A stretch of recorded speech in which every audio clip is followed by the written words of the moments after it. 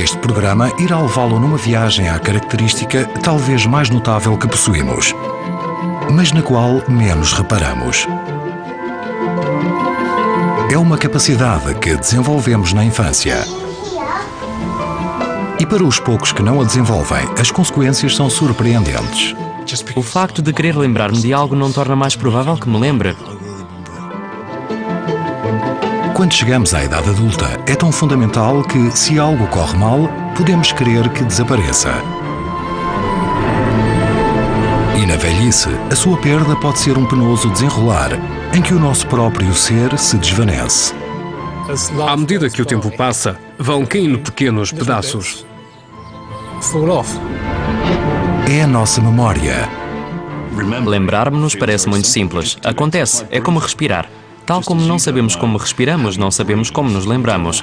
Mal começamos a investigar, as complexidades assaltam-nos. Mas se não refletirmos sobre isso, e porque haveríamos, simplesmente acontece.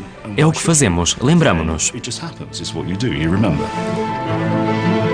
A nossa memória registra todos os pormenores da nossa vida, molda a nossa identidade. A nossa memória somos nós.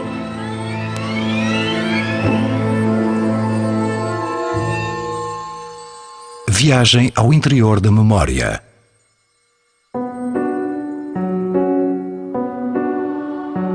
Desde que nascemos que o nosso cérebro tem uma capacidade notável. Interage com o meio que nos rodeia e é continuamente alterada pelas experiências que vivemos. Imagine, em média, as 58 férias que fará, os 1.700 amigos e conhecidos que terá ao longo da vida, os 2.100 livros que lerá e os 5.800 filmes que verá. O que a sua mente armazena é muito mais do que um conjunto de factos e números. São as experiências que compõem a sua vida. Simplesmente ao criar novas ligações, as células do cérebro não só reagem ao meio ambiente, como o registam. Proporcionam-lhe a memória. A gentle breeze from Hushabye Mountain softly blows o'er Lullaby Bay. O mais importante na memória é permitir-nos ter um passado, ter um futuro, permite-nos resolver problemas, falar. A memória faz coisas fantásticas. Lembrar-me-nos da lista de compras pouco interessa. É para isso que existe a escrita, para nos lembrarmos das listas. It isn't far to Hushabye Mountain. Embora recordar o passado nos pareça natural, não é algo que nasça connosco. O professor Martin Conway é perito no fenómeno da amnésia infantil. A amnésia infantil refere-se ao facto de os adultos geralmente não se lembrarem de muito do que lhes aconteceu antes dos 5 anos. Têm algumas memórias de antes dos 3 anos, por vezes mais cedo. É claro que há quem afirme ter memórias de antes dos 2 anos. Alguém já me disse lembrar-se de estar na trompa de Falópio, o que é problemático, visto que nessa altura ainda não possuímos sistema nervoso.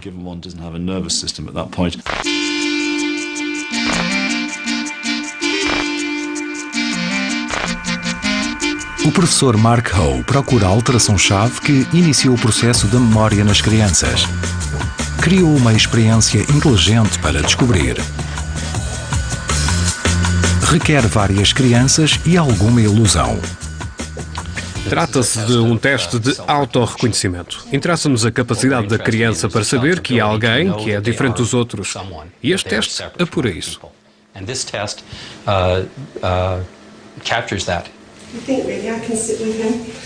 Mark procura indícios de algo difícil de discernir, o início do nosso sentido do eu.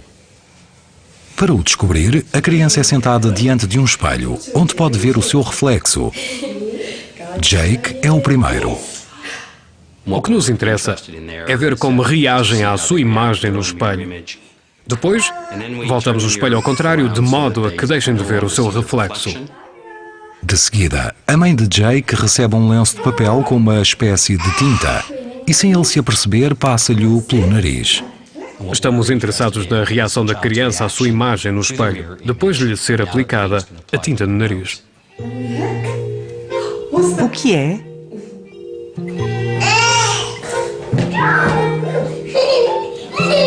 O Ben não sorri, não está contente, acho que está meio cansado.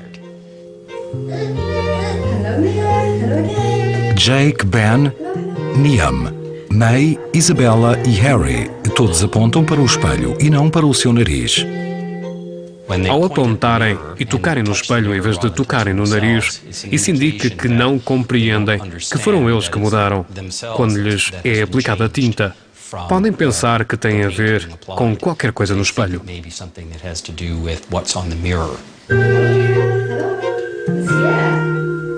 Mas algumas das outras crianças demonstram aquilo que Mark procura. A criança limpa a tinta do próprio nariz. Isso indica que reconhece ser uma característica nela própria e algo que não deveria estar ali. Não faz parte da sua pessoa. Não reconhece aquilo como parte de si.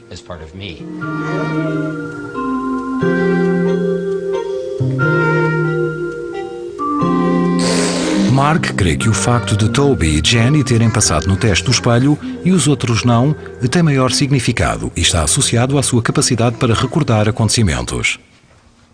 Para ver se assim é, Mark sujeita as crianças a outro teste. Agora as crianças vão entrar numa sala onde nunca estiveram. O objetivo é dar-lhes uma nova memória. Vão deitar um leão de peluche, não é um verdadeiro. Vão deitar esse leão na cama. Depois vamos esperar que, daqui a 15 dias, as crianças se lembrem disso e consigam encontrar o leão e reconstituir a sequência de acontecimentos.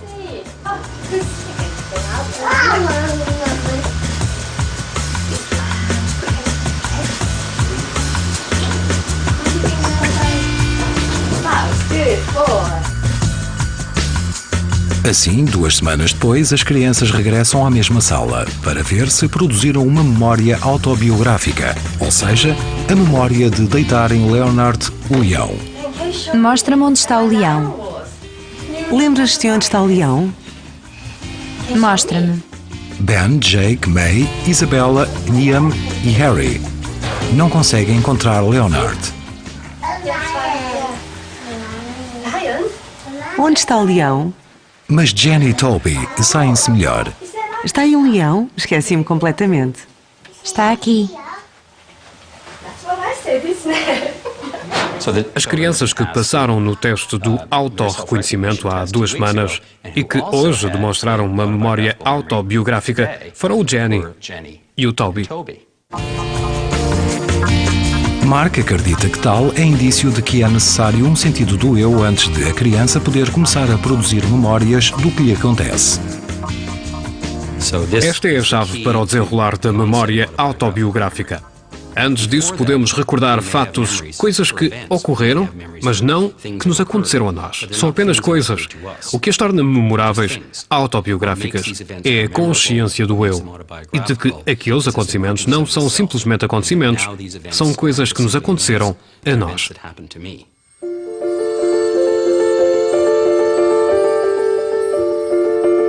Este é um momento importantíssimo no que significa ser humano. O momento em que começamos a ser capazes de recordar acontecimentos da nossa vida, o que compõe a nossa história. Isto, a nossa memória autobiográfica, é muito diferente da nossa capacidade para aprender. Por exemplo, que Londres é a capital da Grã-Bretanha, ou a andar de bicicleta. Mas embora aos 5 anos possamos ter uma capacidade tão sofisticada, o equipamento da nossa memória ainda não está totalmente formado. O seu desenvolvimento continua ao longo da infância. Uma capacidade que tanto tomamos por certa que é difícil imaginar a vida sem ela.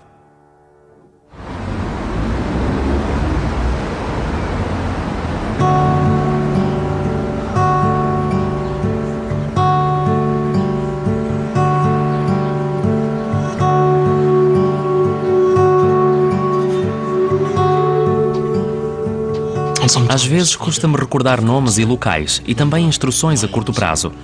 E orientar-me em sítios desconhecidos também me é difícil.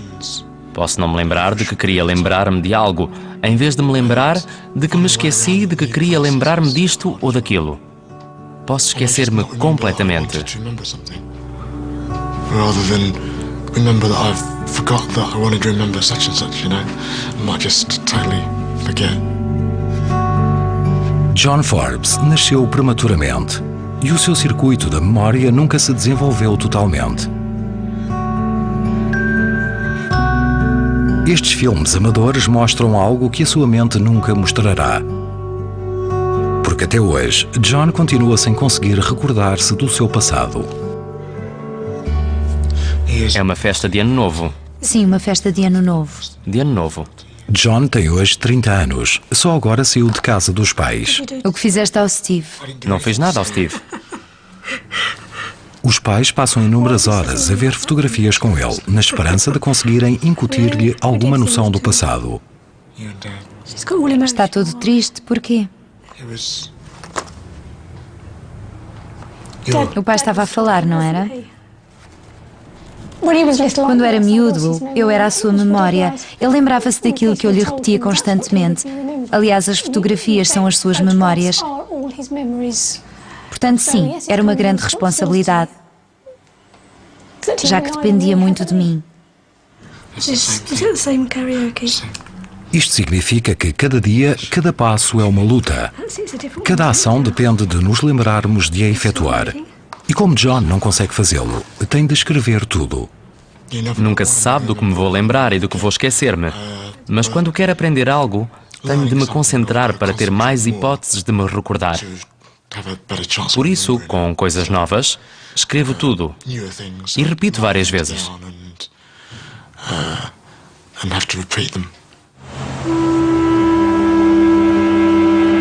John depende da rotina para tudo o que faz. Indicações externas de apontamentos e lembretes, pois não consegue lembrar-se de fazer isso sozinho. Penso que a rotina é muito importante para ele e que o ajuda a manter-se organizado. Quando acontece algo novo, tem de apontar. Se lhe telefono a propósito de qualquer coisa, ouço-o a escrever tudo. Espera, vou tomar nota na minha agenda. Assim sei que apontou. Mas nem sempre se lembra de verificar a agenda quando é preciso. Devido a este problema, John anda sempre de comboio. Pode contar com o horário, sem ter de se lembrar para onde vai e quando. Ainda assim, apesar de já ter feito o mesmo percurso centenas de vezes, John continua a apontar as instruções. Saber o que vou fazer e onde tenho de ir é importante. Escrevo o percurso e as estações na minha agenda para garantir que vou de Harlow Town a Londres.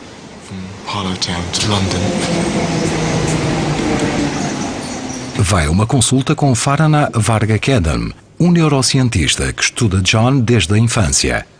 Está particularmente interessada no problema de John porque quase exclusivamente os danos no seu cérebro cingem-se especificamente ao elo mais importante no circuito da memória, os hipocampos. Quando analisamos as ressonâncias magnéticas de indivíduos saudáveis, os hipocampos são bem visíveis. Têm a forma de uma amêndoa, estão cheios e carnudos, um de cada lado.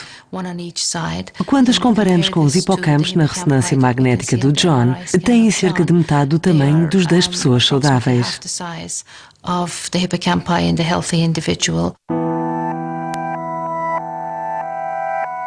Os hipocampos são vitais para a memória, porque mesmo sem sabermos, recebem informações sobre todas as experiências que vivemos.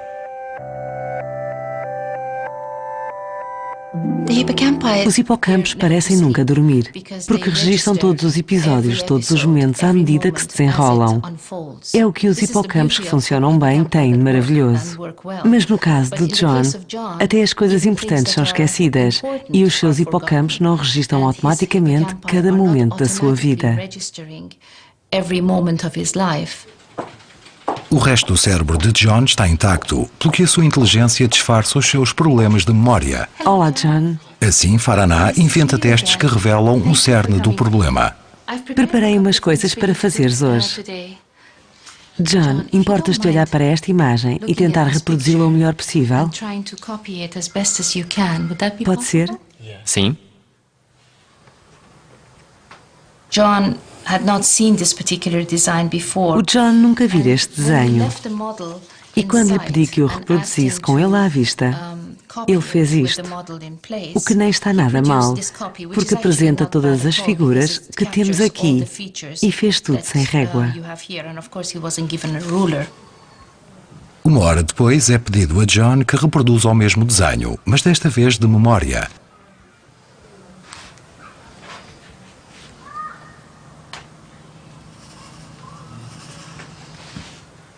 Consegues vê-lo na tua cabeça? Não. Não? Se conseguisse, copiava. Claro. A capacidade de John para se lembrar do desenho é totalmente comprometida. As formas de que se lembra não estão certas, tanto em termos de reprodução, como em termos da sua ordem ou localização. Portanto, as únicas coisas certas são a linha do quadrado e a cruz no meio. Tudo o resto está errado ou não lhe ocorreu. Mas há uma consequência mais inesperada da amnésia de John. Não é apenas o passado que não lhe ocorre.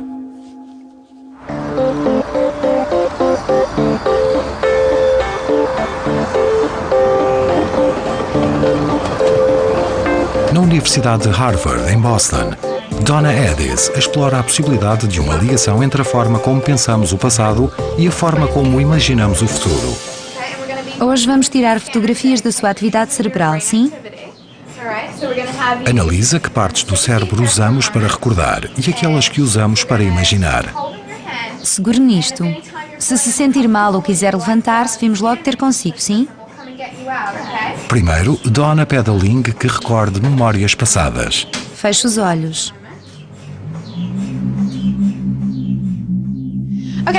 A nossa voluntária de hoje, a Ling, já está no scanner e estamos a registar a sua atividade cerebral, enquanto reage a palavras que vê no ecrã.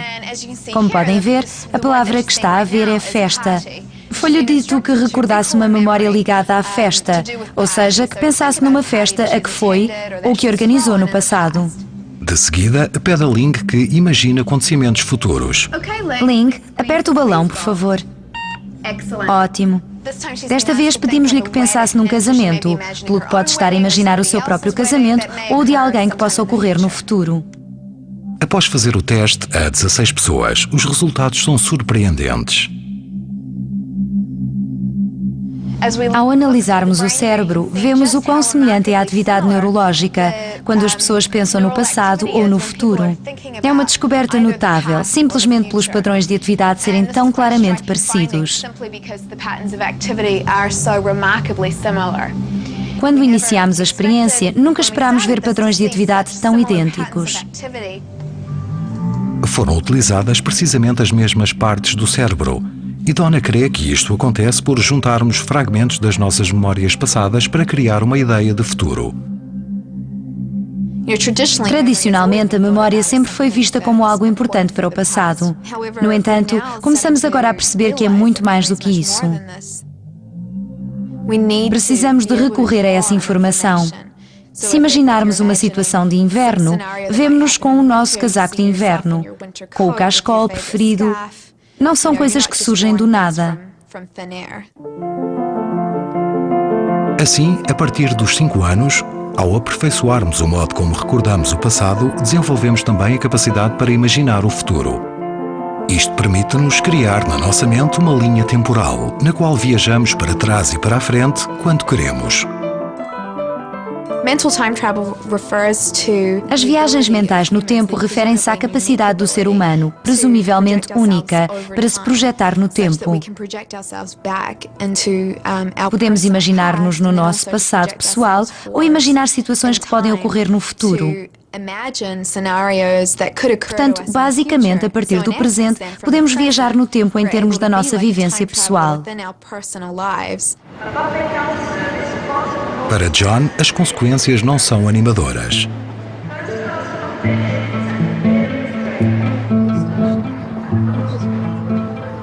Por não poder recordar experiências passadas, é incapaz de viajar mentalmente ao futuro. Assim está continuamente no presente e à primeira vista parece ser um local agradável. Não creio que tenha grandes planos para o futuro. É muito descontraído e muito positivo em relação à vida.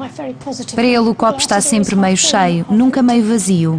Acho que não se preocupa tanto quanto a maior parte de nós, porque não se lembra de que tem com que se preocupar.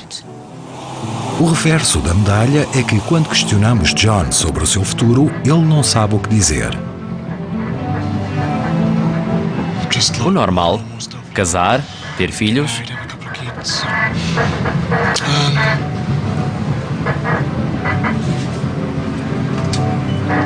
Não imagino nada, são só ideias.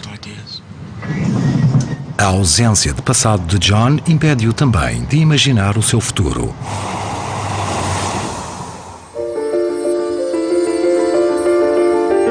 Para as outras pessoas, a capacidade para viajar mentalmente no tempo estará perfeitamente desenvolvida aos 9 anos, quando já temos uma clara noção das unidades temporais como semanas, meses e anos. Poderá pensar que a principal vantagem desta capacidade é recordar o passado ou sonhar com o futuro. Se assim é, desengane-se.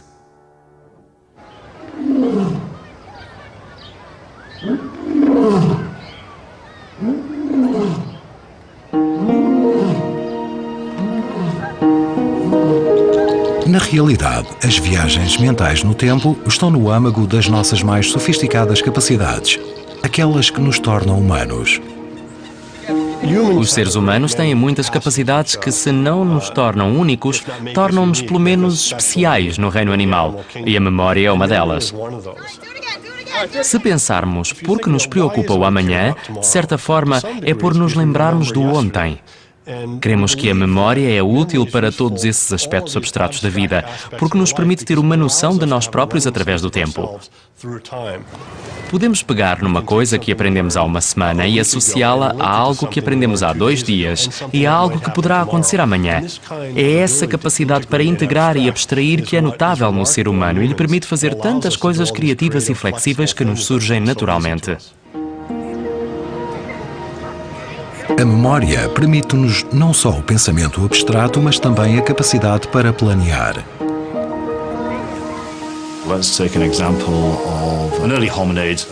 Vejamos o exemplo de um hominídeo primitivo que vai até um charco para beber água e é atacado por um animal.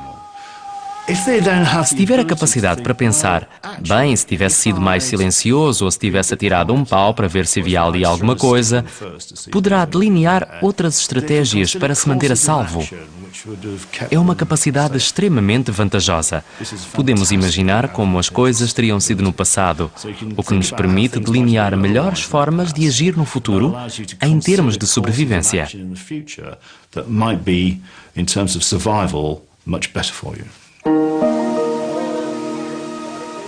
Mas Martin Conway crê que não é tudo. É possível que a memória tenha tido um papel ainda mais importante no desenvolvimento da humanidade e do nosso cérebro humano do que hoje se pensa. O sistema mnemónico ajudou-nos tanto a sobreviver e a desenvolver enquanto espécie que esse impulso fomentou o surgimento de outras capacidades. A linguagem pode ser uma delas, tal como a competência para solucionar problemas.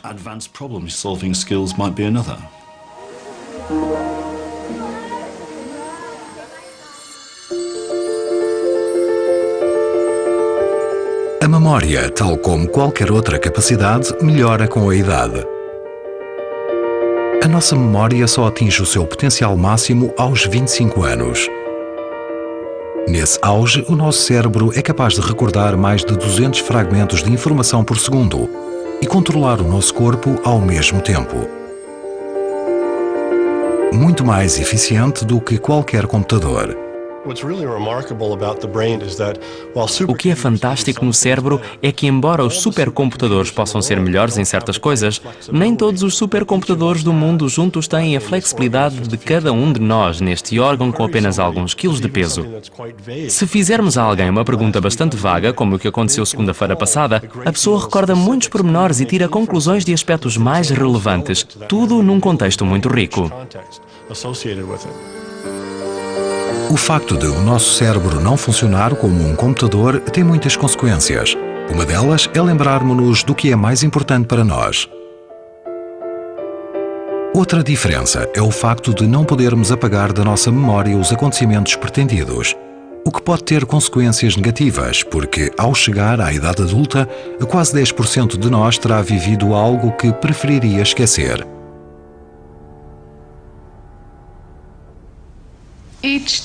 Todos os dias as más recordações voltam.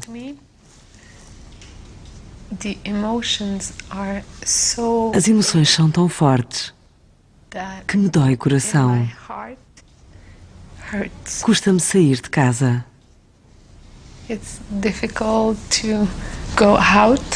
Sinto que é perigoso, que as pessoas são perigosas.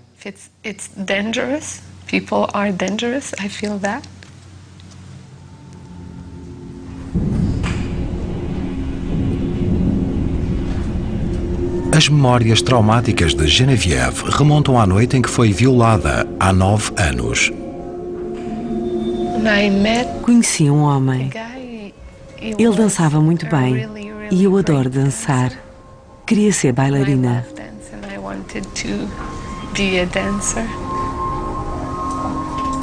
Fui ter com ele. Cumprimentei-o, disse-lhe que dançava muito bem. Falámos durante algum tempo e ele começou a tocar-me e a tentar beijar-me. Lembro-me de lhe dizer que não.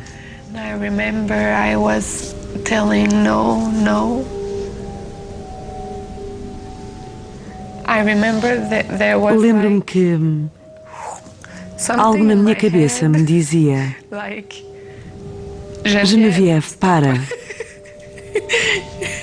Queria viver. Não conhecia aquele homem. Iria ele parar antes de me matar?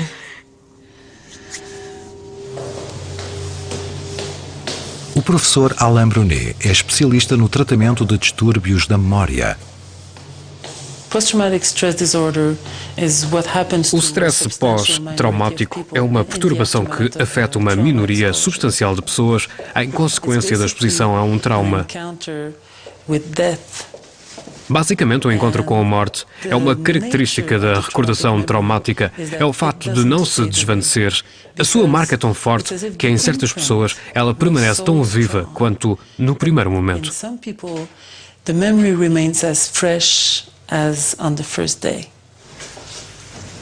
Hoje, Genevieve participará num teste que mais parece ficção científica. Bom, seja bem-vinda. Primeiro vai tomar a medicação. Aguardaremos um pouco e depois iremos pedir que escreva tudo o que lhe aconteceu. A recordação do trauma, tão profundamente enraizada no seu cérebro, será alterada com um simples comprimido. Falamos do propanolol, um bloqueador beta originalmente concebido para tratar ritmos cardíacos acelerados. Muito bem. Vemo-nos depois. O propanolol é muito seguro. Já existe há mais de 40 anos. Mas havia relatos de um dos efeitos secundários do medicamento estar relacionado com a memória, o que levou a algumas investigações.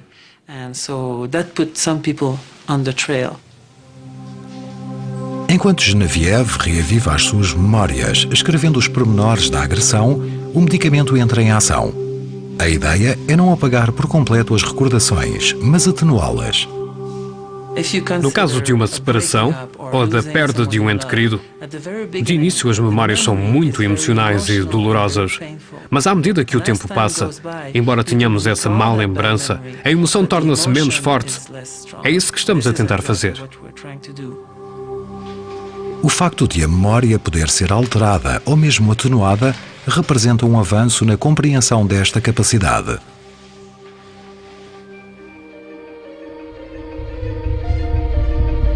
Há mais de um século que os cientistas sabem que a memória é armazenada nas ligações entre os neurónios. Para formar essas ligações, as células crescem na direção umas das outras, para que os sinais possam passar mais facilmente entre elas.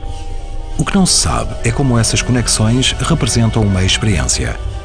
A forma como é armazenada é um dos magníficos segredos da natureza. É uma das respostas que toda a gente procura. Como pode algo tão complexo quanto a memória vir de meras ligações entre as células? Essa é a questão mais premente na investigação relativa ao cérebro. Não acontece apenas com a memória, mas também com a forma como representamos o aqui e o agora. Como armazena o seu aspecto no contexto destas ligações entre os neurónios. E a memória também tem esse desafio, porque não só reproduz a sua aparência, como de certa forma reproduz a sua aparência de ontem. De uma coisa, os cientistas tinham a certeza. Uma vez formada uma memória, ficava assim para sempre. Mas as novas investigações até isso mudaram, demonstrando que recordar uma memória a torna novamente maleável. Quando recordamos uma memória, ela torna-se fluida outra vez e tem de ser novamente registada. É uma descoberta muito recente, porque antes pensava-se que apenas as novas memórias eram inicialmente fluidas e maleáveis, até que há pouco tempo começámos a perceber que mesmo as memórias antigas podem ter essa propriedade. Assim, uma memória antiga é recordada e maleável, e nessa condição o seu rearmazenamento pode ser bloqueado pelo propranolol. A substância parece inibir as proteínas que permitiam guardar novamente a recordação. Não sabemos ao certo porque isso só afeta as memórias emocionais, mas temos a certeza de que assim é e que carece de mais investigação. Há 6 semanas que, uma vez por semana, Genevieve toma o comprimido e registra as suas memórias. Hoje será submetida a um teste para ver se os sintomas melhoraram. Pode selecionar de entre os números o que melhor descreve o que sente? Sim.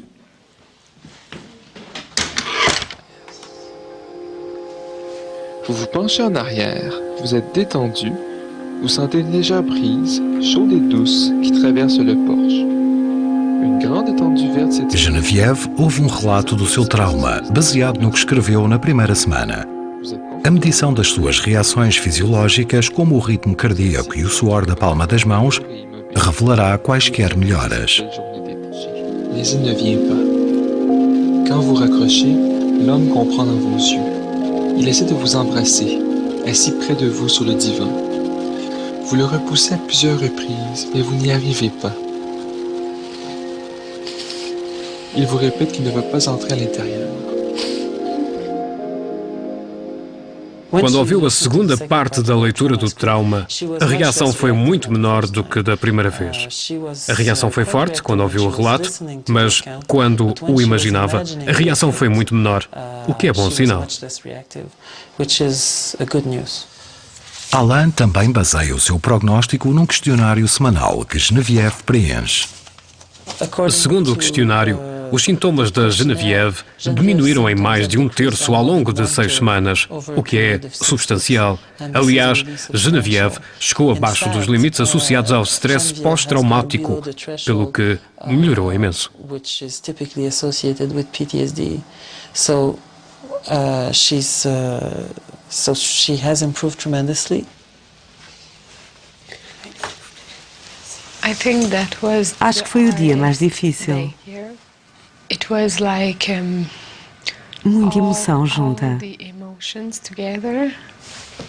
Mas houve muitas melhoras. Diariamente as memórias ocorrem-me cada vez menos. Estou contente com os progressos.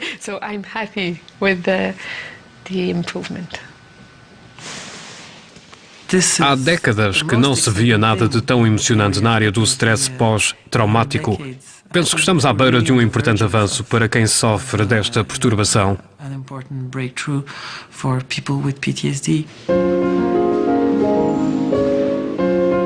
Para pessoas como Genevieve, é tentadora a esperança de que, no futuro, memórias tão dolorosas possam ser apagadas, mais do que atenuadas.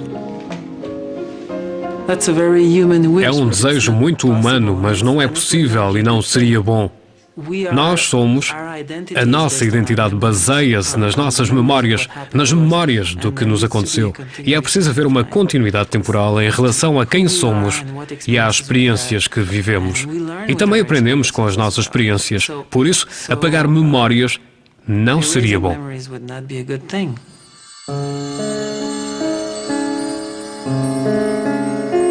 Queiramos ou não alterar as nossas memórias, a idade fala por nós. Por volta dos 20 anos, o cérebro começa a encolher, perdendo cerca de 2% do seu peso e volume a cada década que passa. Aos longos 27 anos, começamos a perder a memória. Para lá dos 40, os neurónios morrem ao ritmo de quase 10.000 por dia. E na meia-idade, a nossa memória está já em pleno declínio. Se analisarmos a memória, podemos... Há um célebre efeito chamado... esqueci-me do nome. Típico, não é?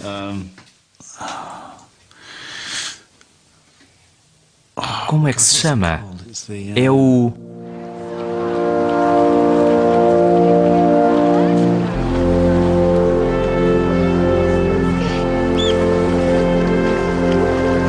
Embora pareça sinistro, na realidade o que espanta os cientistas é como lidamos com isso. A memória fascina-me, sobretudo a forma como se altera com a idade. Hoje sabemos que há alterações normais, mas o mais espantoso é sairmos bem, envelhecermos com elegância. O que se pretende compreender é como compensamos essas alterações e porquê. O nosso cérebro envelhece, tal como o resto do corpo. Tal como o cabelo enfraquece e a pele enruga, o cérebro também envelhece, o que afeta a memória, já que essa nossa capacidade está dependente de uma atividade cerebral saudável. Randy Buckner estuda o cérebro para perceber porque é que a memória se altera com a idade. Uma parte vital do cérebro é aquilo que chamamos matéria branca. São os cabos que ligam as diferentes áreas do cérebro, permitindo-lhes comunicar entre si. Se olharmos para este cérebro de 50 anos, não vemos grandes alterações na matéria branca. É um cérebro saudável. Se passarmos para este, de 80, vemos alterações profundas na matéria branca. São as manchas claras que vão da frente do cérebro até à parte de trás. Pensa-se que a matéria branca se altera com o envelhecimento porque o abastecimento de fluxo sanguíneo ao cérebro não é tão bom como na juventude, o que conduz à morte dos cabos que ligam as diferentes regiões do cérebro. Consequentemente, o pensamento fica comprometido. E não são apenas os cabos. Também são afetados os mensageiros químicos que transportam os sinais no cérebro. Esses mensageiros químicos essenciais à comunicação entre os neurónios alteram-se profundamente com o envelhecimento. Pensa-se que perdemos cerca de 50% desses químicos entre jovem e idade adulta e os 80 ou 90 anos, o que debilita a nossa capacidade para pensar e memorizar.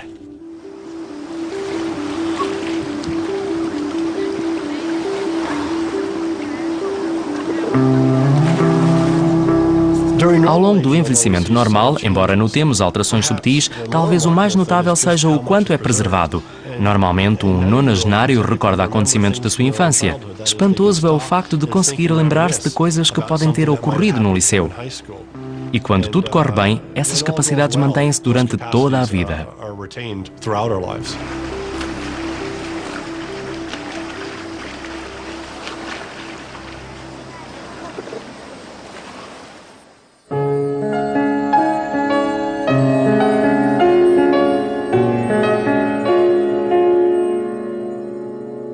Para os mais sortudos, estas pequenas alterações da memória não serão prejudiciais.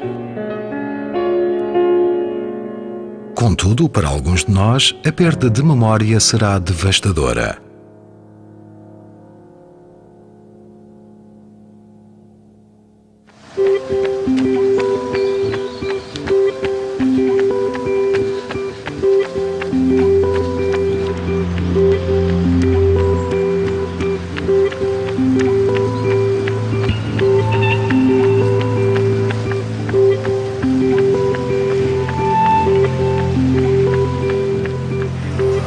Alzheimer. Sim, Alzheimer. A doença de Alzheimer nem é assim tão má, porque faço este, corro running E essas coisas todas. and all those things. And, E anseio pela corrida look forward e to the next run. acho que vou continuar sempre. And I think I will just keep going.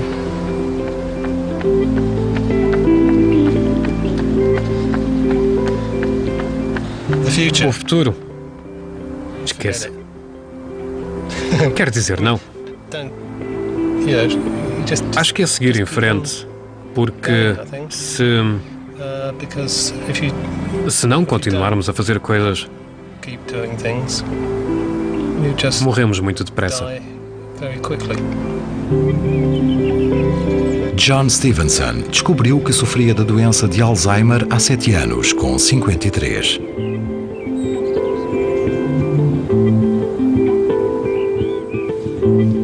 Podes vir tomar o pequeno almoço. Está bem.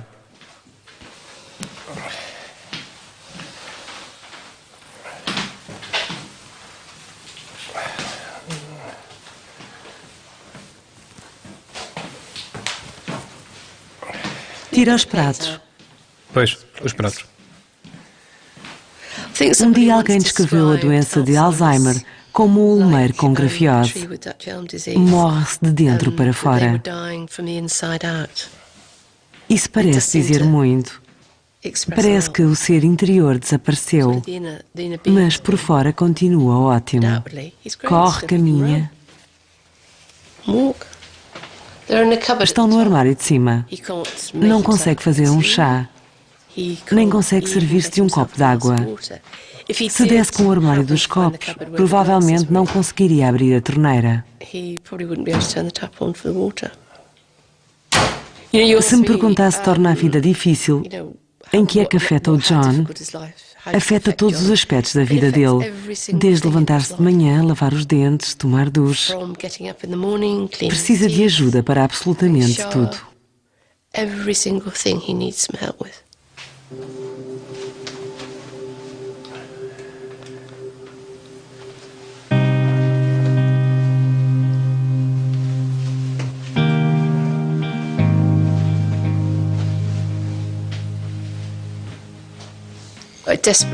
Tento sempre que seja ele a fazer as coisas, para manter a rotina, porque quanto mais fazemos, mais ele nos deixa fazer, pelo que perde a capacidade de o fazer. Bato-lhe, empurro, zango-me se o ajudar a fazer. É óbvio que há situações em que não posso, e há alturas em que temos de aceitar. E depois de cansado, não adianta tentar que faça seja o que for. Fora isso, não vou desistir facilmente.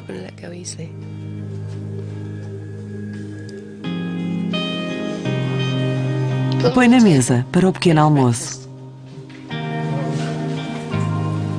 É um homem muito esperto e inteligente que geria a sua própria empresa. O que fazíamos era... Havia pequenos sítios pequenos e nós... pequenos quadrantes onde as pessoas chegam e levam os papéis e assim.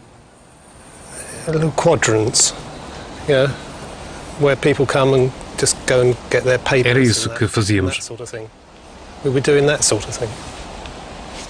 Era consultor oficial de mapas. Agora não toma uma única decisão sozinho. O prognóstico é negro. Muito negro. Aproximadamente 50% das pessoas com mais de 85 anos sofrem de algum tipo de demência. Também atingiu a família de Randy Buckner. O meu avô teve Alzheimer. Foi um dos motivos que me levou a envolver-me neste estudo. Essa experiência pessoal levou-me a repensar e a perguntar se a nossa pesquisa no âmbito da memória poderia ajudar a compreender o envelhecimento e a doença de Alzheimer.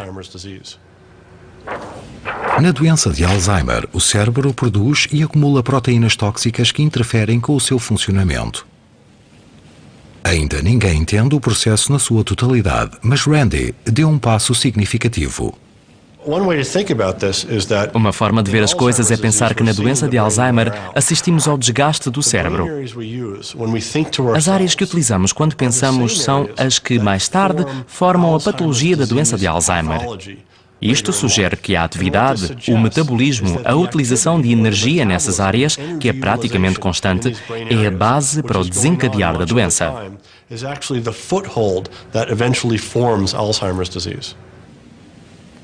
Isto sugere que a nossa memória pode ser como uma máquina, um componente cerebral demasiado utilizado que acaba por se desgastar. A memória é o conteúdo do eu, define quem somos, permite-nos fazer planos para o futuro, limita o que podemos ser e partilhamos isso com aqueles com quem interagimos, mais ainda com aqueles com quem vivemos. Quando tudo isto se vai, o que resta? Nada.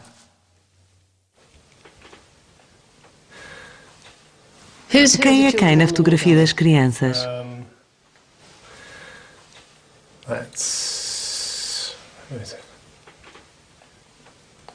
É?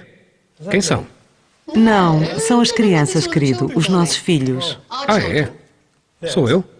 Meus e teus. Sim.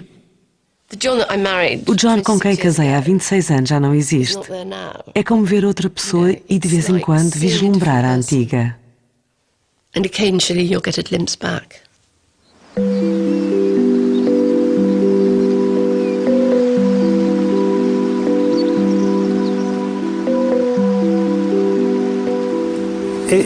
É daquelas coisas. Não vale a pena ficar sentado de braços cruzados. Porque... Bem, vamos-nos abaixo. Pensamos...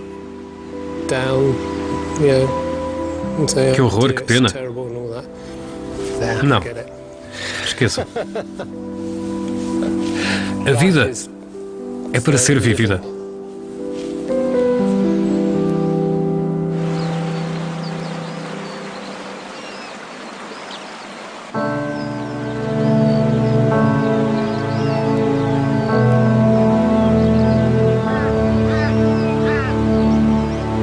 No fim da vida, a nossa memória estará repleta de experiências, segredos e sonhos.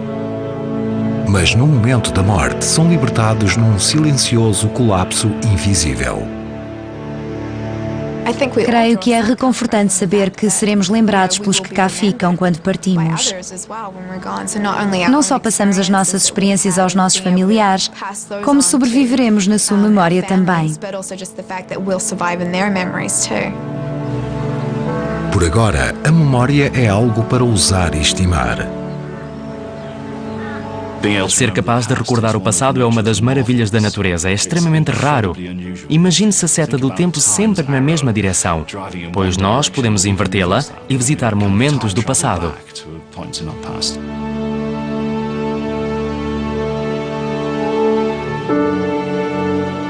Somos todos maravilhas. A memória na infância, na idade adulta e na velhice é milagroso que funcione tão bem. É extraordinário que possamos fechar os olhos e recordar o que aconteceu ontem. A memória é algo que se desenvolve conosco ao longo da vida. Contém tudo sobre nós. A nossa memória somos nós. Pim Pam Pum, produção audiovisual.